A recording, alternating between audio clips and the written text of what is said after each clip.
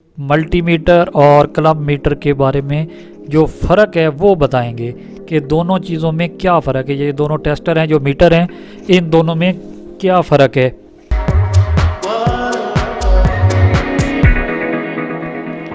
ابھی یہ جو آپ کو میں دکھا رہا ہوں یہ کلب میٹر ہے فلوک کا. یہ اس کے اوپر سیٹی بنی ہے, کرنٹ ٹرانسفارمر بھی اس کو کہتے ہیں. یہ کلب میٹر ہے, اس کے ذریعے کرنٹ چیک کیا جا سکتا ہے. اگر ہم نے کہیں امپیئر معلوم کرنے ہو تو اس کے لیے یہ کلب میٹر یوز ہوتا ہے. یہ اس کا ایک ہولڈ کا بٹن آپ کو دکھا رہا ہوں, یہ سائڈ پہ لگا ہوتا ہے. یہ اس کا کلمپ ہے, یہاں پہ لیڈیں لگائی جاتی ہیں جس کے ساتھ وولٹیج وغیرہ میئر کرنے کے لیے. لیکن جب امپیئر کی سلیکشن ہم کرتے ہیں اس پہ ہم یہ لیڈ نہیں لگاتے.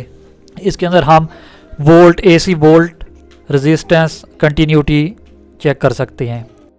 اور یہ ہے ملٹی میٹر. ملٹی میٹر میں خاص فرق یہ ہے کہ اس کے ذریعے ہم امپیئر معلوم نہیں کر سکتے, صرف ملی امپیئر معلوم کر سکتے ہیں. یہ وولٹ کی سلیکشن ہے, یہ ملی وولٹ کی سلیکشن ہے, volt A C, volt D C, اس کے کنٹینیوٹی, ریزسٹنس, یہ چیزیں ہم چیک کر سکتے ہیں. اس کے اوپر جو امپیئر ہم چیک کر سکتے ہیں وہ ملی امپیئر میں ہم کر سکتے ہیں. جبکہ کلب میٹر کے اندر ہم 400 امپیئر تک بھی معلوم کر سکتے ہیں. جو اچھے ہوتے ہیں ان کے میں اور زیادہ کیپیسٹی ہو جاتی ہے. یہ تو کلب میٹر پہ منحصر ہے کہ یہ کیسا آپ نے لیا ہے. اس کے اندر کافی سارے فنکشن ہیں. یہ اپنا فلوک کا ملٹی میٹر ہے, اس میں کافی سارے آپشن دیے گئے ہیں.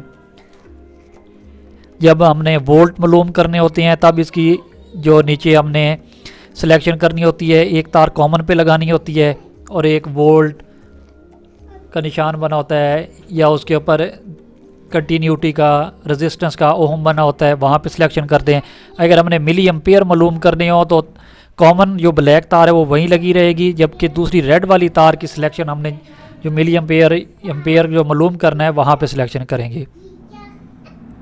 جبکہ کلب میٹر جو ہے اس کے اندر ہم امپیئر کی سلیکشن کر کے اس تار کے اوپر لگائیں گے, لیکن سنگل تار کے اوپر لگا کے ہم امپیئر معلوم کریں گے. دونوں تاروں کے اوپر جب ہم لگائیں گے تو یہ نہیں بتائے گا, ایک تار کے اوپر کریں گے.